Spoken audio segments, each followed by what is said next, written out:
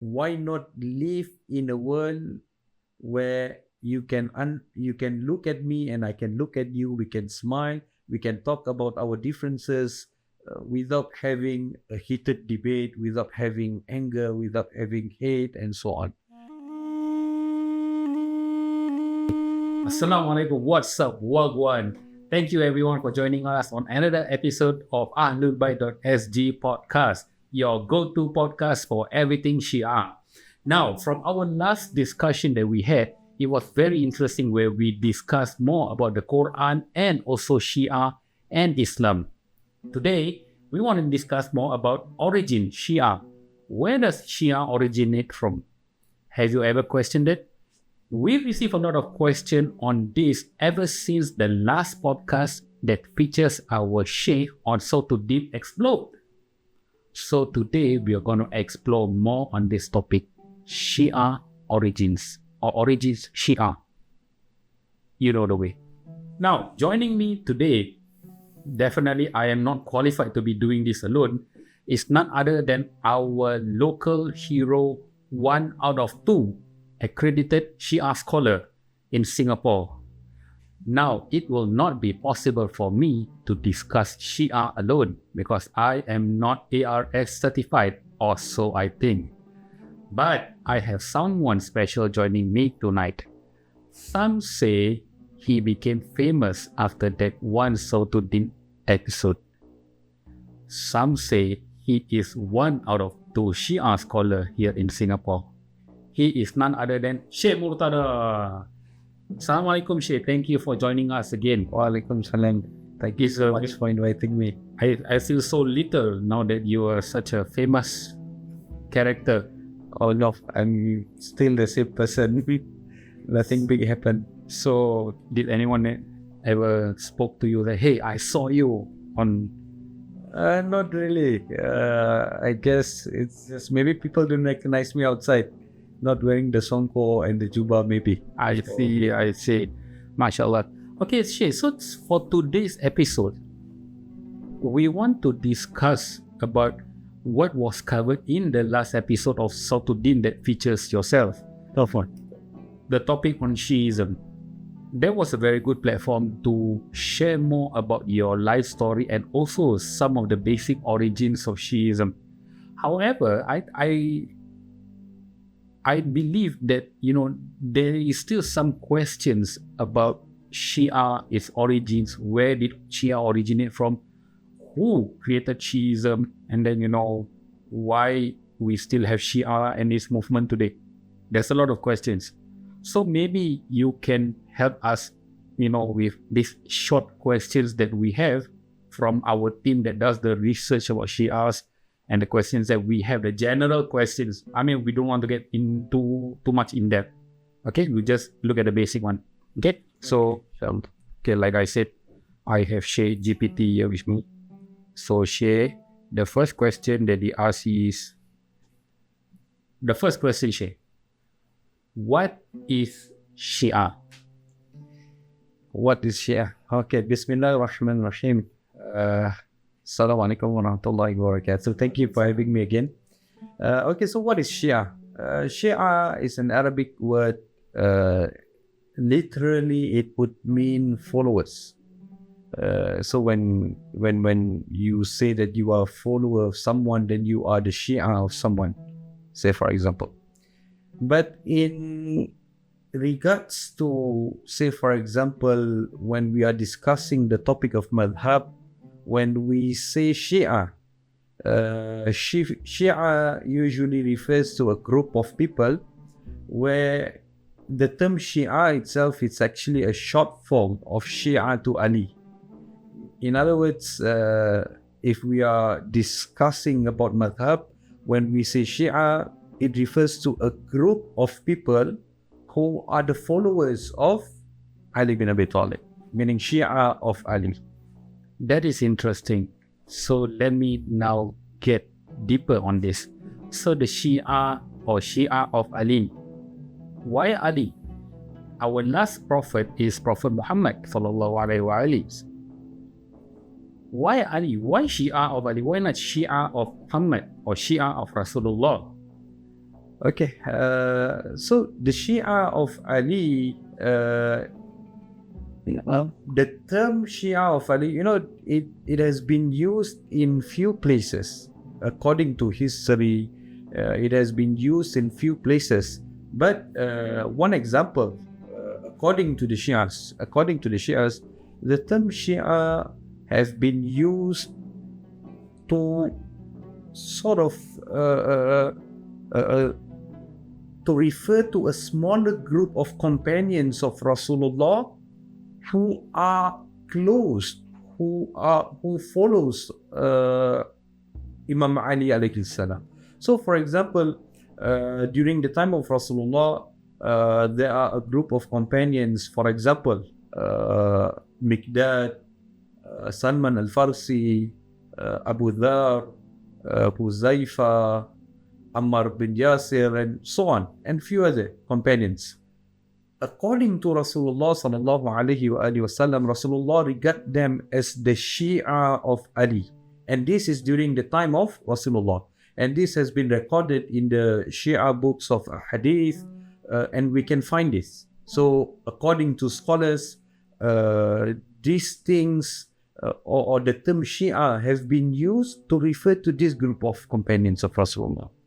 I see. Okay, so is it safe to say that Shia or this terminology or this fellowship is after the Prophet?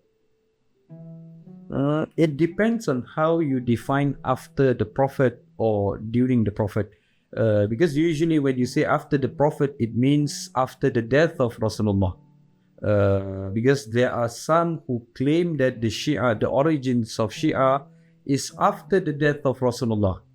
There are claims where the Shia of Ali or the Shia exists even during the time of Rasulullah. So we have to understand the definition of after Rasulullah and such. So if in any case you are saying after Rasulullah, meaning during the time of Rasulullah, then yes, the Shias, the claim of the Shias is that the start of this whole group of Shia of Ali existed even during the time of Rasulullah. Like I said, how Rasulullah referred to a smaller group of companions to be the Shia of Ali. In fact, there are many other claims. In fact, there are claims with regards to the origin of Shiism or Shia, which is not right, which is claims, but there is no truth in it. So if we were to discuss about origins of Shia, then there are many opinions with regards to it. Okay, now this gets interesting. So my next question is the Prophet a Shia of Ali? Is the Prophet the Shia of Ali? Okay, so we don't usually say it that way. Okay, so according to the scholars in the Shia school of thought, we believe that the Shia or the group Shia itself rise or emerge together with Islam itself. Meaning we see Shia to be the very Islam that Rasulullah teaches. Meaning the teachings that exist in the Shia school of thought is the very Islam of Rasulullah sallallahu alaihi wasallam. So, in other words, according to scholars, the very start of Islam is the very start of Shia, the movement of Shia. So what you're trying to say here is when our Prophet preaches Islam, part of the doctrine of Islam is to believe in Ali or to follow Ali. Believe in Allah subhanahu wa ta'ala, the Prophet as the last messenger, and the continuation after that would be Ali. Yes, I can say that in fact, in many instances, according to history, in many hadith, it has been mentioned how Rasulullah emphasized on Imam Ali being, for example, the successor of Rasulullah. For example, in the event of Zul Ashira, where Rasulullah regard or use the term towards Imam Ali as his wasi, his khalifati, my khalifa, and so on. In fact, or for example, if we look at the hadith of Manzila, where Rasulullah referred to Imam Ali as Harun to Musa, only that there is no Nabi after me. Or for example, like in the event of Ghadir Khum, where Rasulullah said, Man kuntu mawla fahadha Aliul mawla. For whoever I am his master, Ali is his master. It's these things that shows that Rasulullah emphasized that this whole following of Imam Ali alayhi salam has been there from the start of Islam. Okay, thank you, Sheikh, for the explanation. Now, I don't want to get too much on this, but just one last question on this topic. So, since I think we believe that the Shias believe generally that, when the Prophet received the Wahyu, and then the first man to embrace Islam was actually Ali bin Abi Talib. Yes, correct. And then secondly was the lady Khadijah Tul Kubra sallallahu alaiha. Correct?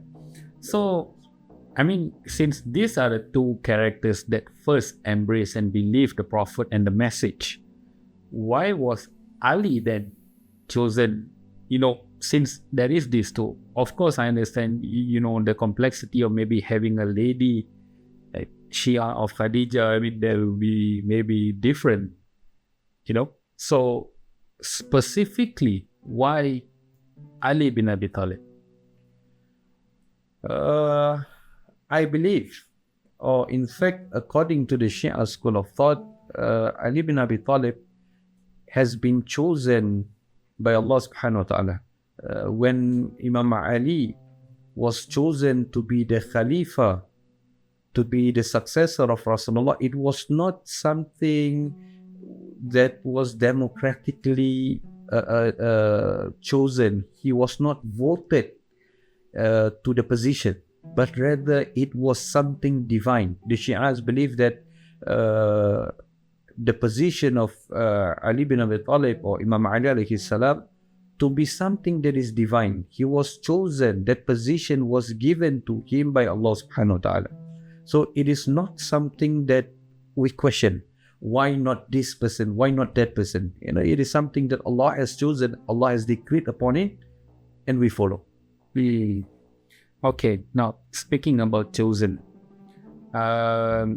interestingly, throughout our research on this origin Shia, we came across a very particular character, really interesting background. So we read about Abdullah bin Sabah. Now, one of the well-known accusation against the Shia was that Shiism or Shias was created by Abdullah bin Sabah. So, Sheikh, who is Abdullah bin Sabah? Is he a friend or a Sahabat of our Prophet? And how does he come into this story of Shia and the creator of Shiism? Okay. Bismillah ar-Rahman ar-Rahim. Okay, so this Abdullah bin Sabah guy or character is something that the Shia school of thought refute. Meaning, in other words, they do not, in fact, the existence of Abdullah bin Sabah is something that is questionable in the Shia school of thought. We do not believe that, or the Shias do not believe that the religion or the Shia school of thought came or originated from Abdullah bin Sabah. In fact, we question the existence of Abdullah bin Sabah. So who is this Abdullah bin Sabah? So Abdullah bin Sabah, according to historian, is a Jewish guy who, during the time of the third Caliph, Uthman, became a Muslim. And that during that time when he became Muslim, it was said that he was the so-called Shia of Ali, he was the follower of Amirul Mu'minin Ali bin Abi Talib, and he was in a way very extreme in his ideologies, that to a point he went from one place to another saying that Ali bin Abi Talib should be the Khalifa, and that he was speaking highly of Ali bin Abi Talib, and kept saying about how the position of Khalifa should be for Ali bin Abi Talib, and so on and so forth. So when that happened, people came into conclusion saying that the start of Shi'ism or Shia is from him, Abdullah bin Sabah. So you are saying that Abdullah bin Sabah is not a fictional character? Is He's not a fictional character. okay, so this is according to history of how or who the person is. But the Shia do not agree to this. The Shias, according to the research that has been done with regards to this guy, his existence is something questionable. And this is not only in the Shia school of thought. In fact, in the Sunni, in the Ahlul Sunnah wal Jama'ah school of thought, the character of Abdullah bin Sabah is also one who has been, people are questioning about his existence. In fact, even if his existence is or someone by the name of Abdullah bin Sabah exists during that time, he was known to be one who do not relay such message with regards to Ali bin Abi Talib. In fact, he was known to be a Jew who became Muslim, and the detail of him is not much. There's not much detail with regards to him. That is why the Shia school of thought sort of question. In fact, if you were to look deeper into this topic of Abdullah bin Sabah, where he came from, you will realize that if you do research regarding him, you will realize that Abdullah bin Sabah, the name Abdullah bin Sabah was only mentioned from one source.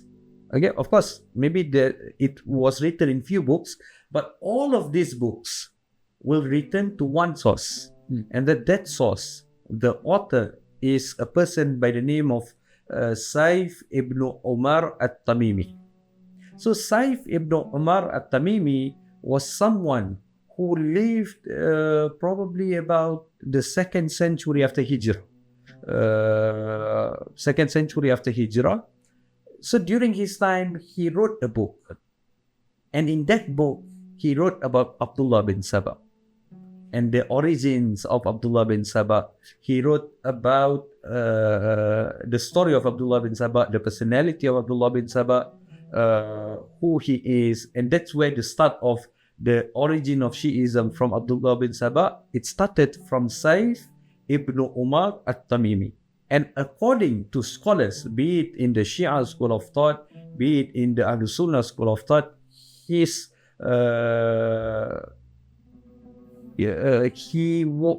someone questionable. People call him liar. In fact, people do not trust all of his narrations.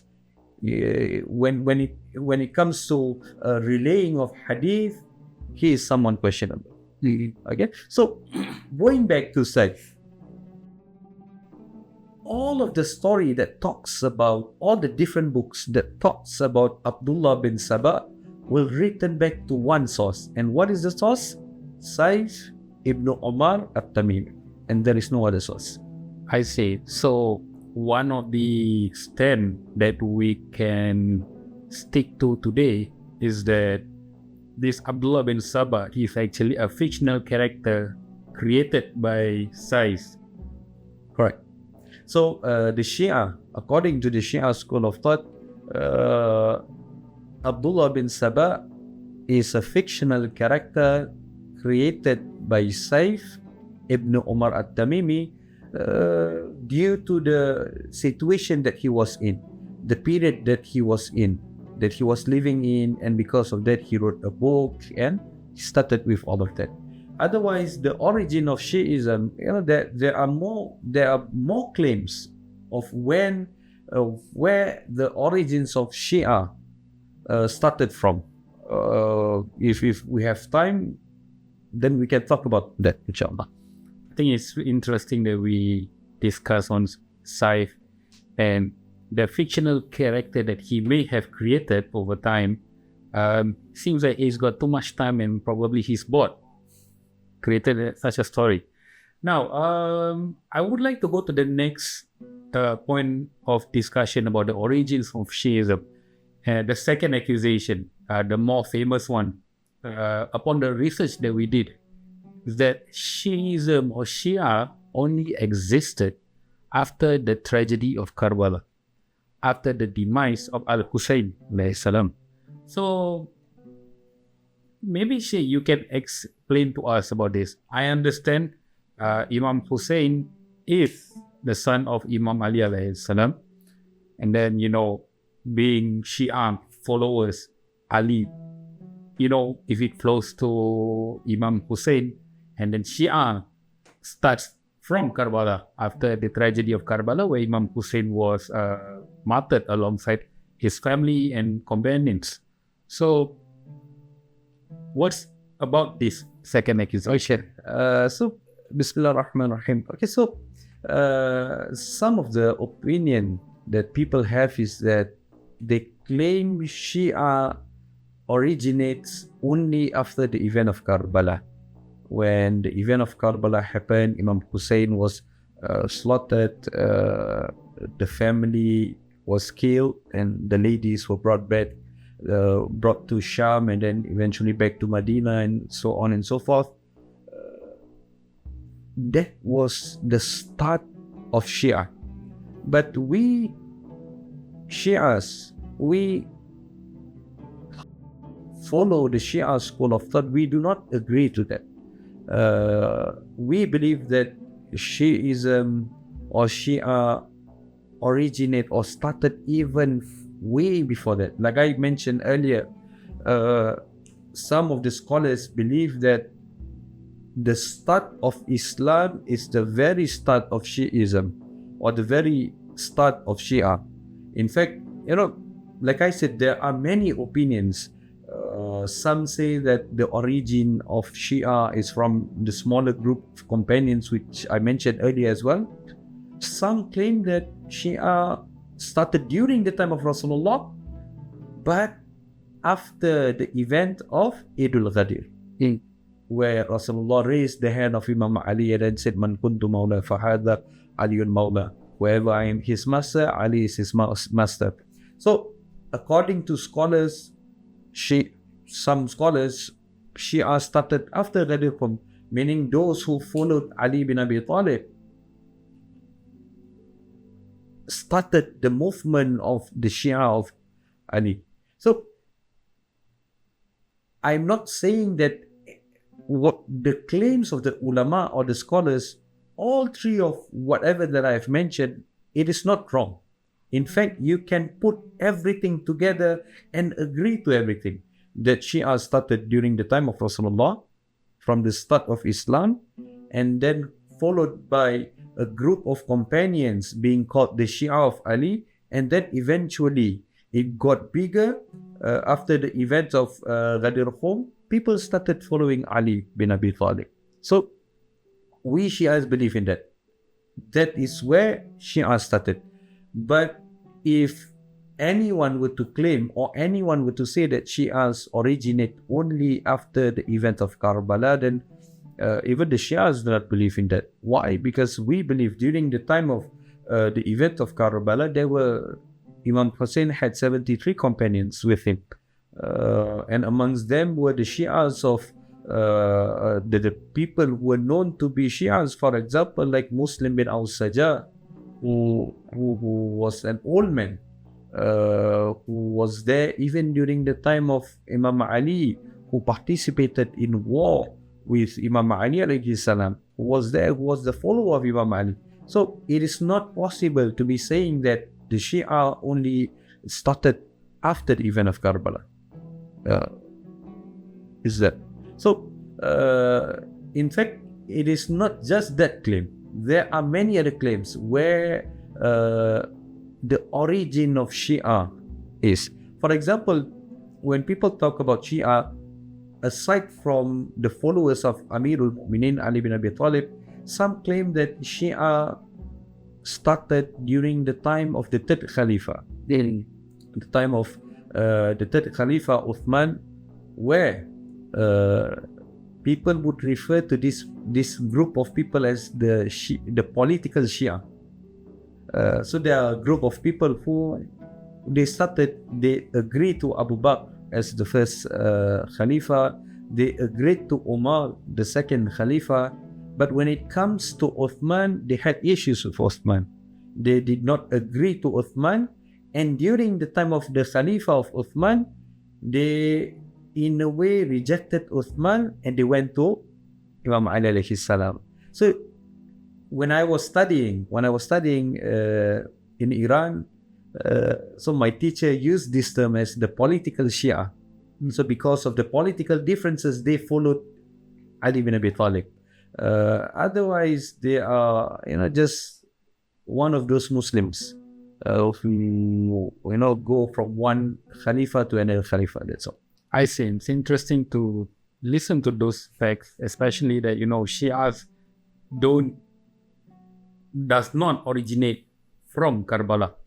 Now, going back to the topic of origin of Shia, maybe we step our way back to the Prophet. When the Prophet, before his demise, he said he left two weighty things, his Ahlul Bayt and the Quran. Right.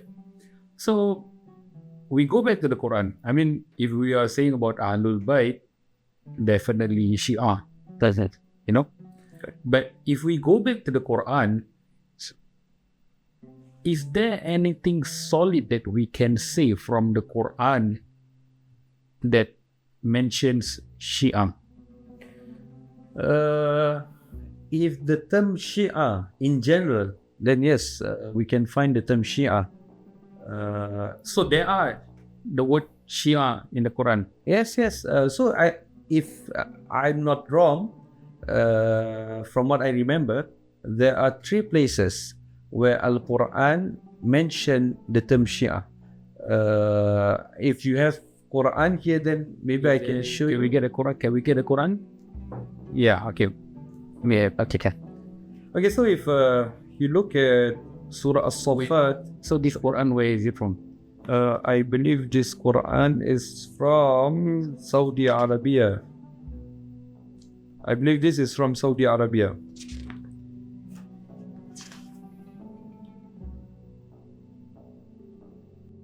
Yeah, I believe so. Yeah. Let's just get to the... Okay. So if you look at Surah As-Saffat, ayat number 83, I believe. Give me one.